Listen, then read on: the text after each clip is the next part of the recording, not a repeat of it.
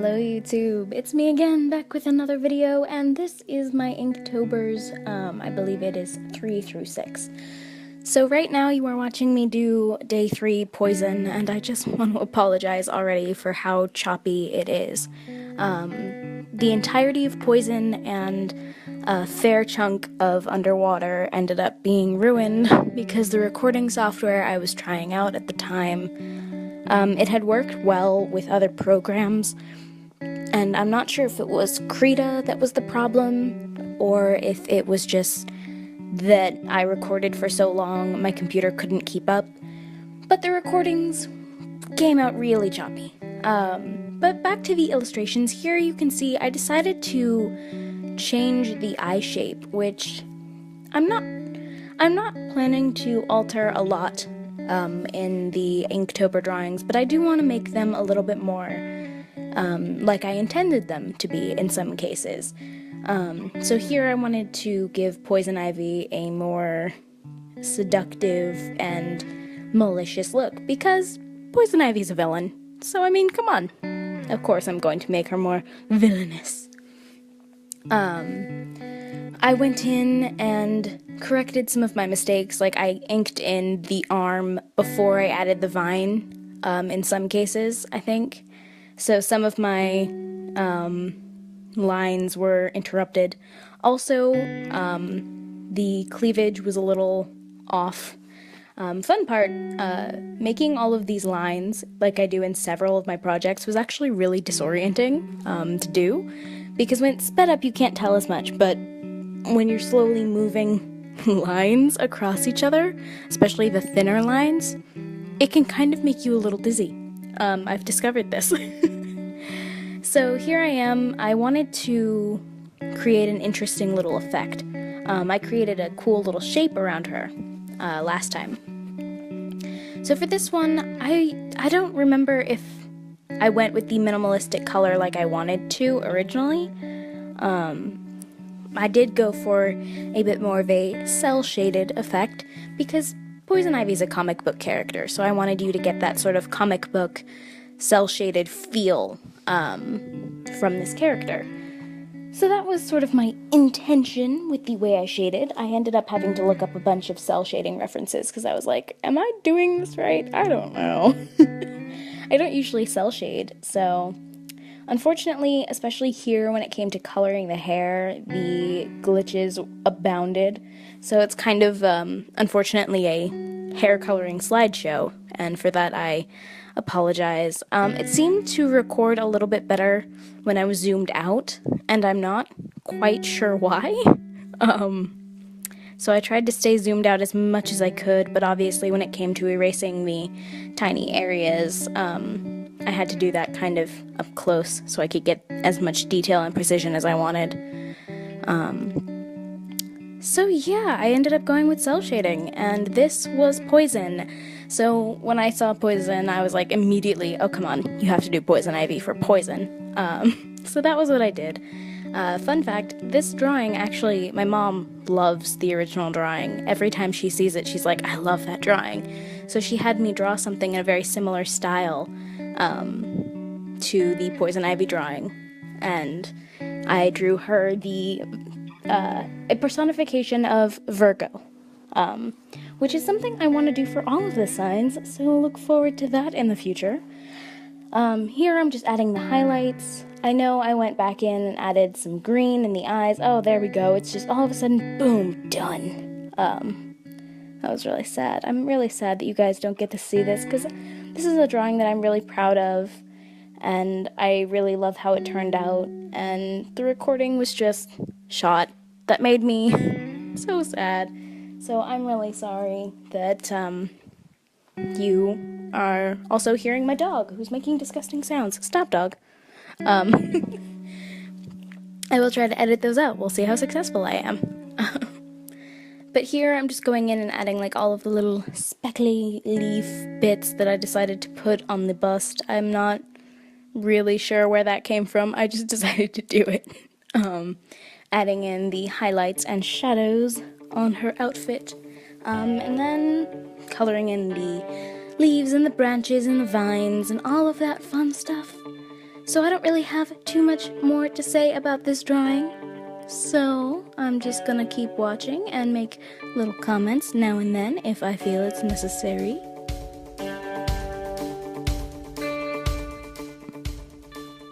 Ooh. Note, the different leaves, I made different colors for the different kinds of leaves because I wanted to add a little bit of visual interest. I didn't want all of the leaves to be the same color because they weren't all the same shape. So I thought that would make it kind of interesting. Here, I added in the cell shading of the skin first, I think. I don't know if I added skin tone underneath. I'm pretty sure that I did, but it's been a while since I recorded this. Very sorry about that. So I added in the cell shading, and then there we go, the actual skin color underneath. And then all the highlights I did last, of course, because that's what I do. I do highlights last. So here she is. I added a little bit of pale, like, blushy lines across the cheeks, because I really like that. And here, I went in and meticulously added the word poison over and over and over and over again throughout all of the lines. Over and over and over again while watching The Flash with my father. It was just insane. And if you look at how many layers I have, it's just crazy. So much crazy. And then going back and erasing everything was obviously just so much fun. I tried to include the words for this round of Inktober drawings so that you would have the words in the background, and here we are! See, I love how this one turned out. I'm so proud of it, and I hope you guys like it too. So now we are on to underwater, and I did this lovely merman, and I actually have a book. I will see if I can link the title of the book in the description that has a bunch of like fantasy characters and how to draw them, and it has, you know, I think it has centaurs and dragons and elves and fairies and mermaids. And one of the things it said was to draw the mermaids not so much as necessarily half human, but to add in other fish-like aspects. And one of the examples had this sort of fin-like hair, and I adored that. So I was just all over it and so game to try it. And another bit of advice it gave was to vary the kind of tail. Instead of just doing the typical dolphin tail, to try to use other tail shapes. So I ended up referencing a slightly more shark-like tail, which I thought was pretty cool.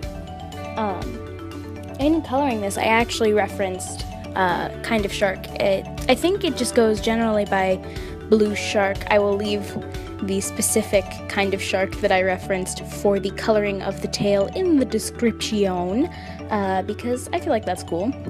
So here you can see me drawing on like little outlines for things that you don't see in the original drawing. Now you may be thinking why, and that's because I wanted to make the fins transparent. I wanted you to be able to see through the fins and see like the outline of the shoulder and the neck and even parts of the other fins. So here in a minute you will see me going through and drawing in the rest of the fins, and I was really happy with that idea. I really liked that idea, so I'm pretty darn proud of it. Adding in the little like streaky lines to the fins here. The choppy recording doesn't seem to be as bad in this recording, I don't think. But you know, always still not good, still not great. So I called them underfin and overfin so that I could distinguish between the layers. I really struggled with the anatomy of this drawing. I don't know why, but drawing male anatomy, especially without a shirt, I suck at it. And for this, I didn't really use reference, which I regret now. I regret not looking at more references of the male anatomy. I just sort of went with it, and I think I sort of based too much on female anatomy. So it doesn't look completely natural, but it's a merman, so he doesn't have to look natural. What?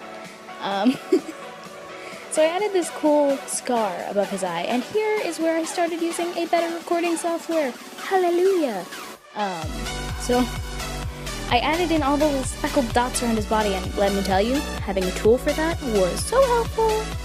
So helpful. Coloring the fins, I decided to go for a bit of a gradient, which bums me out actually a little bit because I kind of regret my color choice when it comes to the fins. I wish I had gone for something a little bit more desaturated.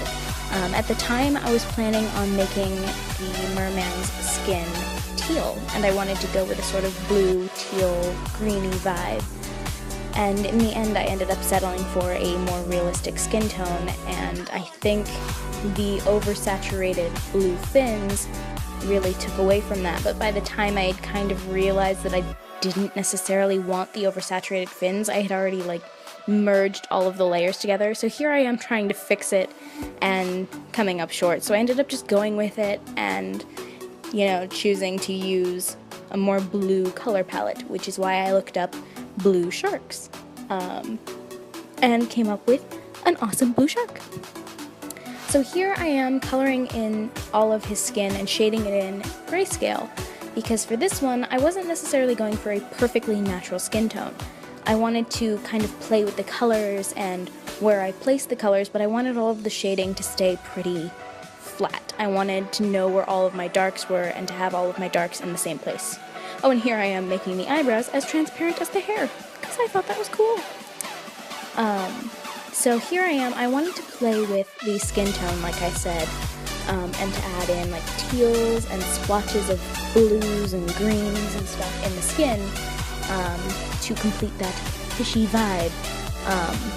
So the tips of the ears, but I wanted the shading to remain consistent all over the body. So that was what I did for that. I thought that was pretty clever. And then I just added in a bunch of different shades of blue and teal, but I ended up going back in and adding some black at the fingers, and I think on the tip of the ear, and I made the speckles a bit more of a blue-greenish color so that they wouldn't stand out quite so much, which is not something I want to do with all of the ink line art. I do intend to keep the line art black for the most part, because I want you to know where the ink lines were originally. So because he is a merman and because the prompt was underwater, obviously I had to make an underwater scene, which turned out to be kind of easier than I thought it would be. It's a very simplistic scene, but I think it's actually pretty cool. I still wish that the merman's pose had been a little bit more dynamic, but he came out pretty great. And here I am making the little title, and here we go, the finished piece, my merman, and his 2 scars and his awesome underwater awesomeness. So this is, I believe, day 5. Yes, it is day 5, and the prompt for day 5 was long. And most people took that to mean long hair, long sword, a tall person, something long, and instead I decided to go more of a longing, and I thought I was really clever for that. I'm not gonna lie to you. I thought that was really clever, because I'm a goofball. Making these lines was so disorienting. So disorienting. But you don't know that, because it happened really quickly for you. So for longing, I decided to do a pose where a woman is reaching out for someone who's no longer there, the ghost of someone, and you can kind of interpret this piece however you want. Maybe the person left her, maybe the person's dead, I don't really think I gave this girl a backstory, so if you want to give her one, let me know. Tell me, what do you think? Why is she so upset? What is she longing for? What did they have? So here I was trying to replicate the patterns in the original drawing, so the lines on the tree and the kind of crisscrossy pattern of the leaves, and I'm not really sure how readable this crisscrossy pattern ended up being in the tree, but it was cool. Also, being able to just have a tool that does all those little tiny lines throughout his body was so handy. Took so much less time than the actual traditional drawing. What did take longer was the streakiness of the ground. So, traditional and digital have pros and cons. So here you see me doing this bright, vibrant green of the tree, but I end up going back and deciding to do an autumn orange, because I wanted to kind of go with that feeling of loss and not necessarily death, but fall is sort of a transition period where things get kind of sad for a little bit. It's very colorful, but it is a time of rebirth, and I wanted to kind of capture that autumn in this person's life. She's longing for something that is no longer completely there. That said, the orange turned out to be a little bit more saturated than I wanted, so I went through and I desaturated it, and here I am doing a sort of late sunset, because carrying on with that theme. Here I am desaturating that sunset as well. Everything in this drawing comes out a little bit desaturated, and I'm sorry if I'm talking really quickly. I tend to do that. So I added in some sort of dead-looking grass, and I was fiddling with some grassy brushes for a while before settling on this one to make a sort of grassy texture. I used a cloud brush to make a little ghost of him and her. I really love how the coloring of this woman turned out. I decided to use greens and blues to contrast with the oranges and reds in the background. And I added a little touch of yellow to her little cap, her little hat. I don't know what kind of hat I intended that to be. It's cool. I like it. But I don't know why I ended up making a woman of color. I just wanted to, and I think she's stunning. So, I think she's awesome. I struggled a long time for what tool to use for long in day 5, so I ended up liking it. This is day 5. Now on to day 6, which was sword, and I was not overly proud of this drawing. I'm not going to lie to you. This was probably one of my least favorite of my drawings. The pose, it's okay, but I don't think I captured the pose very well. The character I was going for doesn't wield a sword like that. I don't know why. I just sort of took the sword in the pose reference and went with it. I think I should have stepped out of the box a little bit more to make this pose everything that it could have been. But I was so afraid to do that. I thought I was going to mess it up if I diverged too much from the source material, and that's something I've been working on since then that I've gotten much better at. This was originally meant to be my character Rosalind, but it ended up really not looking like her pretty much at all.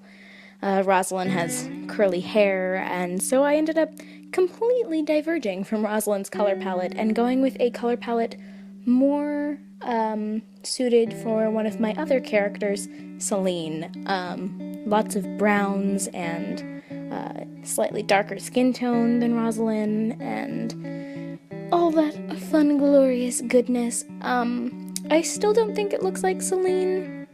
I don't really think it looks like any of my characters per se, but I like this color palette, and I think it turned out pretty okay for a drawing that I wasn't that thrilled about. So, I think I turned it around. I used a lot of browns in this one, and I tried to vary the tones of those browns and the hues at the base of them. I'm not sure that this is my best drawing. Here I am fixing the mouth because I was really bothered. I was really, #triggered by that mouth. I had a lot of trouble adding, the red in where the lips are, that sort of blushy tone, because usually people's lips have a little bit more of a pink tinge than the rest of their face. And I don't know why. I had a really hard time matching her skin color with a good, natural color. So it looks like she's wearing lipstick, which totally would not work for my character. I'm sad. The one thing I will say I did pretty well was the boots. I'm pretty sold on those boots. The hands are okay. They're okay. They're nothing to write home about. But they're right, The boots I am pretty proud of. I like the way the boots came out. There you go. That's a simple praise for this drawing. I think I need to be a little less negative about my drawings. One of the things I did enjoy doing later on in this speed paint is I took all of the line art and the color and I made a flattened copy of it and washed it over with dark red to create a cool shadow for the finalized image, and I thought that was pretty darn cool. I played with the hilt a little bit to try and create a cool color, and I added an amber stone at the end of the blade as a sort of homage to the character Celine that this person is loosely based on, very, very loosely based on. Here I am making my little red shadow, which I thought was pretty cool, adding in a cool gradient in the background, and here is Celine. In the aftermath I did add sword on the word sword. So yeah, those were my next couple Inktobers, and I really hoped that you liked them, because I like them. So, have a good morning, evening, afternoon, nighttime, time of day, and I'll catch you guys on the flip side.